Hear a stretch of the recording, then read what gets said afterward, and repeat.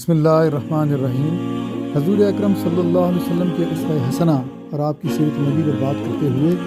ہم آج اس بات پہ بات کریں گے کہ آپ صلی اللہ علیہ وسلم کی جو نشانیاں ہیں یا جن کو آثار کہا جاتا ہے،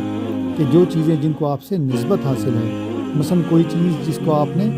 ٹچ کیا یا چھوا، یا کوئی جگہ جہاں پر آپ تشریف لے کر گئے، یا کوئی ایسی جگہ جہاں پہ آپ نے تشریف فرمائی، آپ بیٹھے،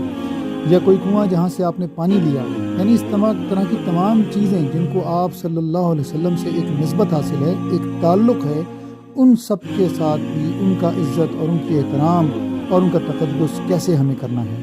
یہ آج ہم اس کے بارے میں بات کریں گے۔ اسی طرح حضرت صفیہ بنت نجدہ فرماتی ہیں، جناب حضرت ابو محذورہ کے سر کے سامنے کے بالوں کی جو یعنی اگلے حصے کے بال جو تھے وہ اتنے لمبے تھے کہ اگر وہ بیٹھے بیٹھے ان کو کھولتے تو وہ تقریباً زمین سے لگ جاتے۔ کسی نے ان سے کہا کہ آپ ان بالوں کو، سامنے کی جو لٹیں ہیں، ان کو کٹواتے کیوں نہیں؟ تو وہ دیکھیں کہ وہ اللہ کے رسول کے عاشق تھے۔ انہوں نے جواب دیا کہ ان سے ایک میری یادگار وابستہ ہے، ان کو میں کس طرح کٹوا سکتا ہوں؟ ان بالوں کو حضور اکرم صلی اللہ علیہ وسلم کے ہاتھ لگے ہیں، دست مبارک لگے ہیں، تو اس وجہ سے وہ بال نہیں کٹواتے تھے۔ اسی طرح ایک اور بہت ہی مشہور واقعہ ہے کہ حضرت خالد بن ولید رضی اللہ تعالیٰ عنہ، جن کا لقب سیف اللہ ہے، جو کہ اسلام کے حضور اکرم صلی اللہ علیہ وسلم کے دور کے بہت ہی عظیم سپہ سالار ہیں اور صحابی رسول ہیں، ان کی جو ٹوپی تھی اس میں انہوں نے حضور اکرم صلی اللہ علیہ وسلم کے چند بال، جن کو منہ مبارک کہتے ہیں، وہ اس کے اندر رکھ کر ان کو سلوایا ہوا تھا۔ اتفاقاً وہ ٹوپی کسی جنگ میں گر گئی تو اس کو اٹھانے کی حضرت خالد بن ولید رضی اللہ تعالیٰ عنہ نے بہت کوشش کی اور اتنی بار بڑھ بڑھ کر کفار پر حملہ کیا کہ وہاں سے وہ اپنی ٹوپی بھی اٹھا سکیں، کہ اس سلسلے میں ان حملوں میں چند صحابہ بھی شہید ہو گئے۔ تو لوگوں نے ان سے شکایت کی کہ اس ٹوپی کے بارے میں ایسی کیا چیز ہے کہ آپ اس کی خاطر بار بار کفار پہ حملہ آور ہو رہے ہیں کہ وہ ٹوپی آپ نے اٹھانی ہے؟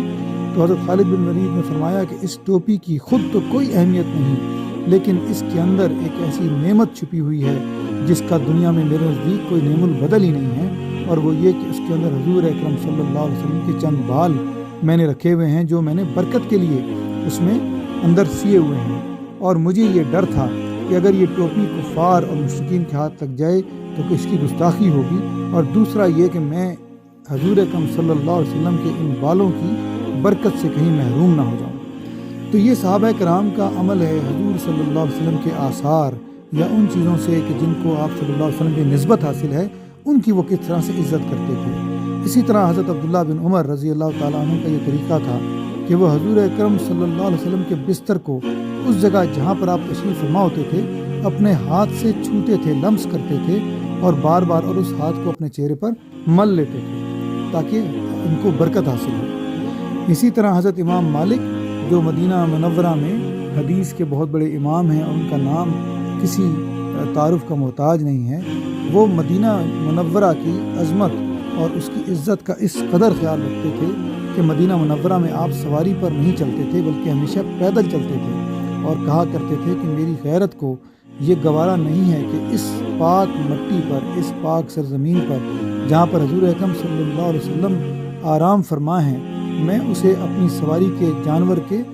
پاؤں سے پامال کروں۔ تو اسی طرح بہت سے اہل علم نے بتایا کہ حضرت امام مالک کا یہ معمول تھا، اور آپ نے حضرت امام شافعی کو اپنی سواری کے تمام گھوڑے عنایت فرما دیے۔ تو حضرت امام شافعی نے عرض کیا کہ اچھا ہوتا کہ آپ اپنی سواری کے لیے ایک گھوڑا رکھ لیتے۔ تو حضرت امام مالک نے اس بات کے جواب میں بھی وہی کہا کہ مجھے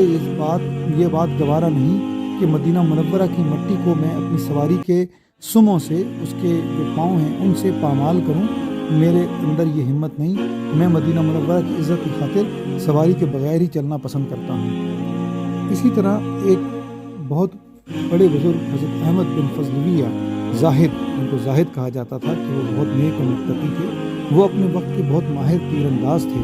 اور وہ فرمایا کرتے تھے کہ میں نے اس کمان کو کبھی بے وضو ہاتھ نہیں لگایا جو حضور اکرم صلی اللہ علیہ وسلم کے پیارے ہاتھوں میں رہی ہے۔ یعنی ان کے پاس ایک ایسی کمان تھی جو حضور صلی اللہ علیہ وسلم کے ہاتھوں میں رہی تھی،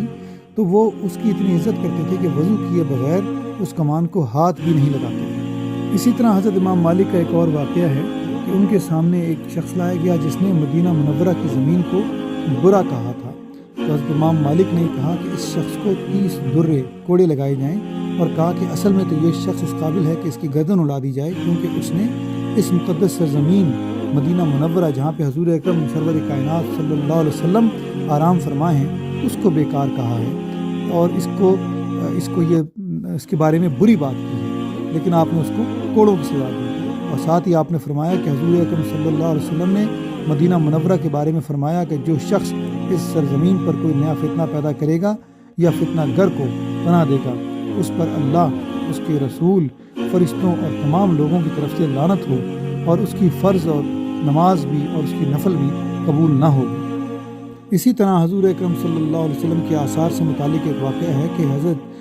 عثمان غنی رضی اللہ تعالیٰ عنہ کے ہاتھ میں حضور اکرم صلی اللہ علیہ وسلم کا عصائے مبارک تھا، وہ چھڑی تھی جس کو آپ صلی اللہ علیہ وسلم پکڑا کرتے تھے، اس کو جہجہ غفاری نے نعوذ باللہ پکڑ کر چھین کر اپنے گھٹنے پر